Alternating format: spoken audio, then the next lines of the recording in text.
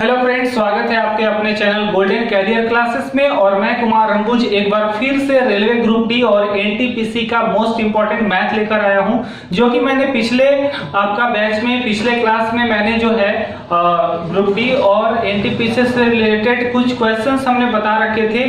आज मैं इस वीडियो में ग्रुप डी और एनटीपीसी से रिलेटेड कुछ और महत्वपूर्ण प्रश्न जो कि प्रीवियस पिछले क्लास में पूछा गया प्रश्न था, जो कि बहुत ही इंपॉर्टेंट होता है हर एक एग्जाम्स के लिए। सो आइए देखते हैं कि किस प्रकार के क्वेश्चंस पूछे जाते हैं। सो आप लोग प्लीज इस वीडियो को शुरू से लेकर लास्ट तक देखेंगे। उम्मीद करता हूं फ्रेंड्स यह जो क्वेश्चंस जो कि मैं बताने जा रहा हूं बहुत ही इंपॉर्टेंट होती है हर एक कॉम्पिटिटिव एग्जाम्स, यानी कि खास करके रेलवे ग्रुप डी और एनटीपीसी में ये क्वेश्चंस जरूर आती है। ठीक है, तो प्लीज इसको बिना स्किप किए हुए आप लोग शुरू से लेकर अंत तक देखिएगा, बहुत ही इंपॉर्टेंट मैथ है। तो चलते हैं फ्रेंड्स, शुरू करते हैं आज के कुछ मेन टॉपिक्स पे। चलिए फ्रेंड्स, देखते हैं आज का फर्स्ट नंबर क्वेश्चन है कि x प्लस वाई बराबर 3, xy बराबर 2, तो x cube minus Y cube का मान ज्ञात करें। आपका क्वेश्चन आपका फ्रंट पे दिया हुआ है कि x प्लस वाई बराबर 3, xy बराबर 2, तो x cube minus Y cube बराबर 1। अब देखिएगा सिंपल आपका दे रखा था कि x प्लस वाई बराबर कितना दे रखा था 3, xy बराबर दे रखा था 2, तो बोल रहा था कि x cube minus Y cube, ठीक है, x cube minus Y cube बराबर y। तो फ्रेंड्स इस टाइप के क्वेश्चन को आप बेसिकली मत बनाया कीजिएगा, जब भी आप लोग बनाएंगे तो इसको आप लोग रख कर बनाएंगे। अब जैसे यहाँ कि x प्लस वाई बराबर 3 है, तो x की जगह पर अगर हम लोग रख देते हैं 2 और y की जगह पर अगर हम लोग रख देते हैं 1, तो 2 और 1 कितना हो जाएगा 3, यानी कि यह कंडीशन फॉलो कर गया। अब इसमें भी रख कर देखेंगे तो x की जगह पर हम लोग रखते हैं 2 और y की जगह पर रखते हैं 1। अब दोनों को गुना कर देते हैं तो 2 एकम 2, ये भी कंडीशन फॉलो कर गया।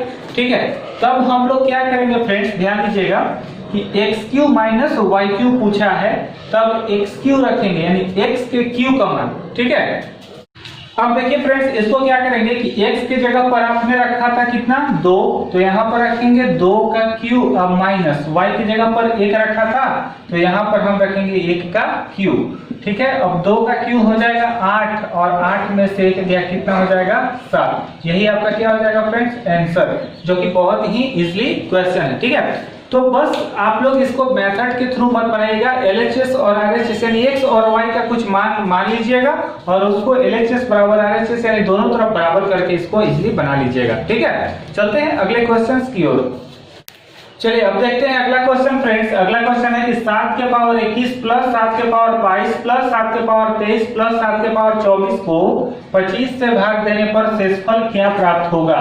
यह जो है बहुत ही इंपॉर्टेंट क्वेश्चन है, VVI है, जो कि हर एक कॉम्पिटिटिव एग्जाम्स में बार बार रिपीट करते रहता है। अब इसको ध्यान से देखेंगे कैसे बनाएंगे, तो बहुत ही सिंपल क्वेश्चन है। देखिएगा फ्रेंड्स, 7 के पावर 21, अब देख रहे हैं कि 7 इसमें भी इसमें भी इसमें भी इसमें भी, यानी 7 जो है सभी में कॉमन लग रहा है, तो कॉमन ले लेंगे, यानी कि 7 के पावर हम 21 को कॉमन ले लेंगे, तो इसमें से इसमें भाग लगाएंगे तो एक बार में कटेगा, तो यहाँ पर लिखेंगे 1। अब देखेंगे फ्रेंड्स यहाँ 22 ठो है, यहाँ 21 ठो है, तो 21 1 22, तो यहाँ पर 1 के पावर कितना हो जाएगा 1। ठीक है, प्लस अब देखिए आगे बढ़ते हैं, तो यहाँ पर 23 है, यहाँ पर 21 है, तो यहाँ पर 7 के पावर सॉरी यहाँ पर हो जाएगा 7 के पावर 1, यहाँ 7 के पावर कितना 2 प्लस। ठीक है, अब यहाँ पर देखिएगा फ्रेंड्स 7 के पावर 21 यहाँ पर है 24, तो 24 में से 21 घटाएंगे तो कितना 3, तो 7 के पावर कितना हो जाएगा 3, और कितना से भागा देना है 25 से, तो डिवाइडेड बाय 25। अब देखिएगा तो 7 के पावर 21 गुना हो जाएगा फ्रेंड। अब देखिए 1 का 1 प्लस 7 का 7 प्लस 7 का स्क्वायर तो 7 49, 7 का क्यूब होता है 343। अब भागा देना है कितना से 25 से।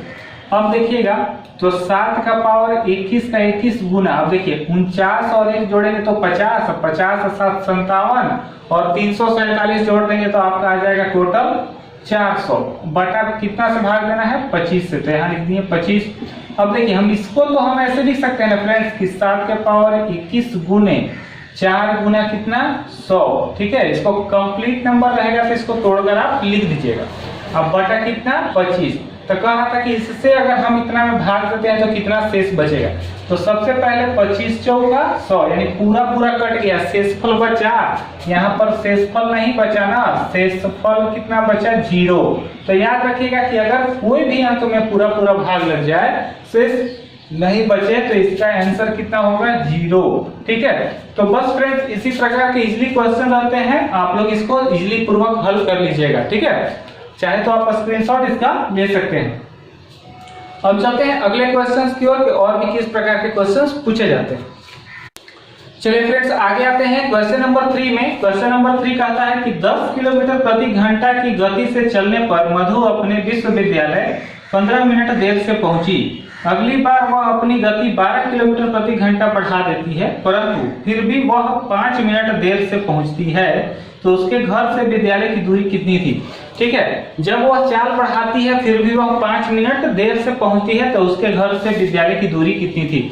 याद रखिएगा फ्रेंड्स, बहुत ही इजीली कॉन्सेप्ट होता है, इसको आप इजी वे में कैसे बनाइएगा देखिए मैं बताता हूँ, ठीक है। सबसे पहले आप चाहें तो इसको समय और काम पे भी हल कर सकते हैं, रेशियो से भी हल कर सकते हैं, एलिगेशन से भी हल कर सकते हैं, ठीक है। तो मैं ज्यादा में बनाकर बिल्कुल बेस्ट बताऊंगा जो कि हमेशा आपके दिमाग में इंस्टॉल रहेगी। अब देखिएगा ध्यान से, कहता है कि 10 किलोमीटर प्रति घंटा, तो एक चाल दिया हुआ है आपका कितना 10 किलोमीटर प्रति घंटा, ठीक है। एक चाल आपका दिया हुआ है कितना 10 किलोमीटर प्रति घंटा, ठीक है। फिर बोलता है कि अगला चाल कितना दिया हुआ है आपका 12 किलोमीटर प्रति घंटा। तो यहां से आप इसका एलसीएम निकाल लेंगे, एलसीएम, ठीक है। तो कुल चाल निकल जाएगा, तो 10 12 का एलसीएम हो जाएगा आपका फ्रेंड्स 60, ठीक है। क्योंकि 12 गुना 24 में तो 10 से भाग लगेगा नहीं, 36 में तो लगेगा नहीं, 48 में तो लगेगा नहीं, तो लास्ट में कौन होगा 60। तो 10 6 60, यहाँ एफिशिएंसी यानी क्षमता निकल गया, 10 6 60 भागा दे देंगे, फिर 60 पे 12 से भाग देंगे तो 12 5 60। अब देखिए कभी भी प्रश्न में आपका जो है कह रहा था कि 15 मिनट देर से पहुंची, फिर देर से पहुंची। अगर याद रखिएगा कि देर देर रहे तो हमेशा इसको घटाएंगे, ठीक है। देर और पहले रहेगा, ठीक है, तो इसको जोड़ेंगे, यानी कि 2 टर्म रहेगा तो इसको जोड़ेंगे, या फिर आपका पहले और पहले रहता, यानी दोनों समान मिल गया तो क्या करेंगे घटाएंगे, यानी कि दोनों बरोबर मिल जाएगा तो घटाएंगे, या दोनों अलग बगल मिलेगा तो उसको जोड़ेंगे। तो यहाँ पर क्या करेंगे हम कि एफिशिएंसी क्षमता का अंतराल निकाल लेंगे। तो 6 में से 5 का कितना हो जाएगा 1 बटा टोटल कितना है आपका 60 बराबर। अब वहां दे रखा था कि 15 मिनट देर से और फिर 5 मिनट देर से, तो देर कहेगा तो घटाएंगे, तो यहाँ पर लिखेंगे कि 15 माइनस 5, ये मिनट है, इसको घंटा में बना लेंगे, तो घंटा में बनाने के लिए 60 से, ठीक है। अब क्या करेंगे कि इसका कैलकुलेशन कर देंगे, तो 1/60 बराबर 10 बटे कितना हो गया 60, काट देंगे, ठीक है। तो जो बचेगा आपका किलोमीटर में बचेगा, यानी कितना घर से विद्यालय के बीच की दूरी थी 10 किलोमीटर, यही क्या हो जाएगा फ्रेंड्स आंसर, ठीक है। तो ये था आपका कुछ इंपॉर्टेंट आपका जो है मेथड, ठीक है। आप इस मेथड के द्वारा इसको इजीली पूर्वक हल कर लीजिएगा। एक शॉर्टकट ट्रिक्स भी है जो कि मैं आपको दे देना चाहूंगा, ठीक है। अब देखिए फ्रेंड्स, इसी प्रश्न को हम लोग ट्रिक्स से कैसे बनाएंगे, ठीक है। अगर आपको दूरी निकालने के लिए कह दे, डिस्टेंस, ठीक है, दूरी, अगर आपको दूरी निकालने के लिए कह दे तो होता है कि चालों का गुणनफल बटे चालों का अंतर और गुना होता है आपका समय का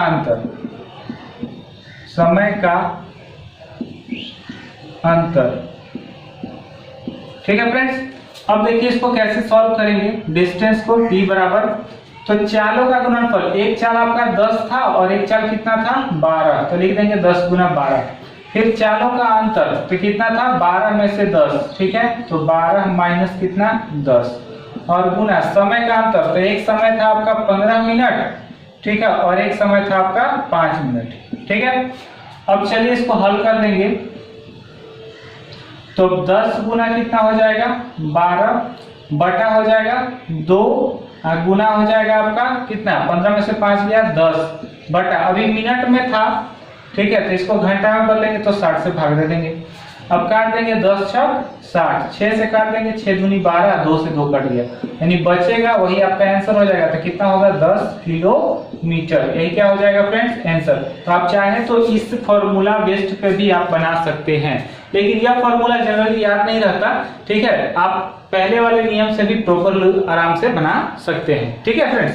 तो उम्मीद करता हूँ आप लोगों को समझ में आ रहा होगा। आगे चलते हैं अगले क्वेश्चंस की, और भी किस प्रकार के क्वेश्चंस बार बार एग्जाम्स में पूछे जाते हैं।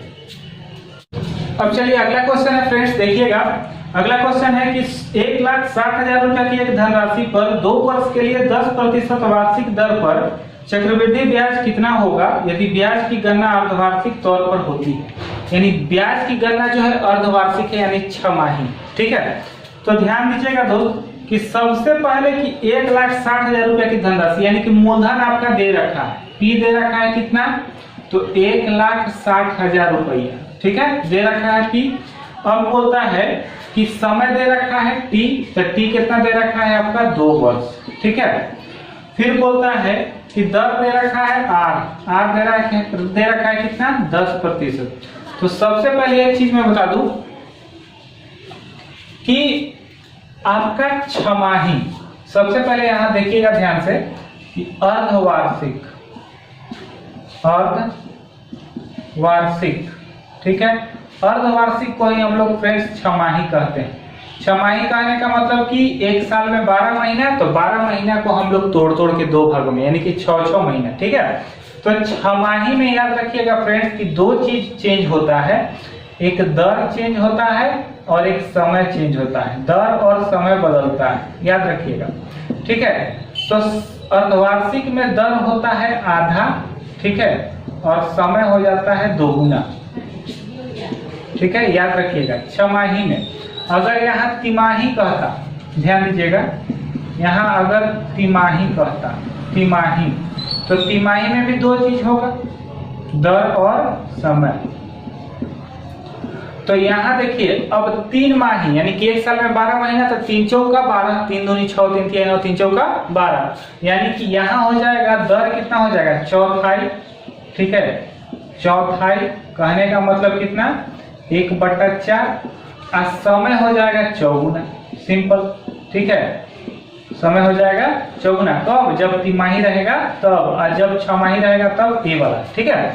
तो अब देखिएगा कि इसको हम लोग कैसे बनाएंगे। ध्यान देना है कि आपका मूलधन दिया था, समय दिया था, दर दिया था, ठीक है। तो कहता है कि चक्रवृद्धि ब्याज कितना होगा, तो चक्रवृद्धि ब्याज यानी बोले तो CI, ठीक है, चक्रवृद्धि ब्याज, तो CI का फॉर्मूला होता है P × 1 + R बट्टा 100 के पावर n-P, ये होता है आपका किसका फॉर्मूला, चक्रवृद्धि ब्याज का, ठीक है। अब आज इस पे इजिली हल कर सकते हैं, ठीक है, बेसिक एकदम चलेंगे। तो देखिए CI बराबर P, मूलधन कितना है 1,60,000 × 1 प्लस दर कितना आपका दिया था, तो दर दिया था 10%, लेकिन आपका पूछा है छमाही, तो छमाही हो जाएगा कोई चीज आधा, तो 10% की जगह पर अब दर कितना हो जाएगा 5%, तो यहाँ करेंगे 5 बटा कितना 100 के पावर। अब बोलता है समय, तो वहाँ समय होता है कितना 2 गुना, तो यहाँ 2 वर्ष है, तो यहाँ कितना हो जाएगा 4 और माइनस फिर मूलधन, तो 1,60,000। अब हल कर दीजिए, आ जाएगा आंसर। तो 1,60,000 काट दीजिए, 20 × 100, 20 से कम 20 है कितना 21 बटे कितना 20, इसको गुना में डाल दीजिए।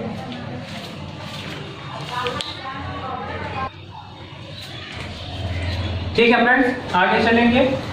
फिर गुना 21 बटा 20, फिर गुना 21 बटा 20, फिर गुना 21 बटा 20 माइनस कितना 1,60,000। एकदम बेसिक बता रहा हूँ, ठीक है।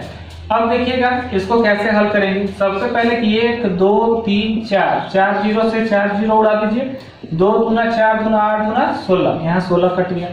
अब आपका बच गया 21 गुना 21 गुना 21 गुना 21, ठीक है। तो 21 गुना 21 गुना 21 गुना 21 आपका कितना आता है, 21 गुना 21 गुना 21 गुना 21 आप अगर कैलकुलेशन करेंगे तो आपका आ जाएगा 19,4,4,8,1, ठीक है। अब में से इतना घटा देंगे तो घटा लीजिए 1,6,0,0,0,0, तो आपको घटाने के बाद देखिए 1 की 1, 8 की 8, यहाँ पर 4 की 4, ठीक है। फिर यहाँ पर आपका आ जाएगा 3 हो गया, फिर यहाँ पर आपका आएगा 4 और 9 में से 6 हो गया तो कितना हो जाएगा 3, बाकी खत्म हो गया, यानी कि 34,481, यही क्या हो जाएगा आपका आंसर।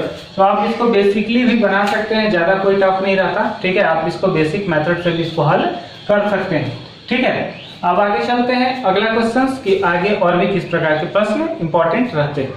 अब देखिए फ्रेंड्स, अगला क्वेश्चन है कि नीचे दी गई आकृति के आधार पर दिए गए प्रश्न का उत्तर दें। आपका एक डायग्राम दिया हुआ है और कहता है कि यदि AB AC के समांतर हो और BCD बराबर 72 डिग्री हो तो कोण BAC का मान क्या होगा, ठीक है। अब हमको पूछ रहा है कि BAC का मान, यानी कि इसका मान पूछ रहा है कि वाट क्या होगा, ठीक है। तो जैसा कि आप देख रहे हैं फ्रेंड्स कि BCD बराबर 72 डिग्री, यानी BCD यानी कि इसका मान है कितना 72 डिग्री, 42 डिग्री, ठीक है। तो बोलता है कि AB EC के समांतर हो, AB जो है, ठीक है, E और सॉरी यहाँ पर E होगा, AB EC के समांतर हो यानी कि AB, ठीक है। यहाँ पर देख लीजिए, यहाँ पर बोलता है कि AB जो है वो समांतर है किसके, EC के, ठीक है। AB EC के समांतर हो तो कोण BAC का मान क्या होगा। अब देखिएगा ध्यान से फ्रेंड्स कि BCD जो है, ठीक है, BCD 72 डिग्री है तो आपका ACE यानी कि इसके समांतर तो AB हो जाएगा, यानी कि AB कितना होगा आपका 72 डिग्री, ठीक है। तो जब उसके समांतर वो हो गया 72 डिग्री तो फिर बोलता है कि AC, अब देखिएगा ACE बराबर हम क्या कह सकते हैं, तो ACE बराबर BAC कह सकते हैं, ACE बराबर BAC, इसको तो कह सकते हैं कि ACE बराबर BAC कब, जब AB जो है इसी के समांतर है। तो आपका पूछ रहा था क्या कि कोण BAC, तो जब इसके बराबर हम कह सकते हैं तो इसका भी मान कितना ही हो जाएगा, उतना ही हो जाएगा ना, यानी कितना हो जाएगा 72 डिग्री ही हो जाएगा। इसलिए आपका जो आंसर होगा कि कोण BAC बराबर कितना होगा 72 डिग्री, यही आपका आंसर हो जाएगा, ठीक है। क्योंकि वो इसके समांतर है और उसके बराबर तो ऑलरेडी पहले से दिया हुआ है ही, ठीक है। तो उम्मीद है फ्रेंड्स आप लोग को समझ में आया होगा, ठीक है। अगर आप लोग को समझ आया तो प्लीज लाइक करें, सब्सक्राइब करें और अधिक से अधिक अपने दोस्तों को शेयर करें, ठीक है। तो आज के लिए बस इतना ही फ्रेंड्स, मिलते हैं अगले वीडियो में, तब तक के लिए दीजिए हमें इजाजत, धन्यवाद।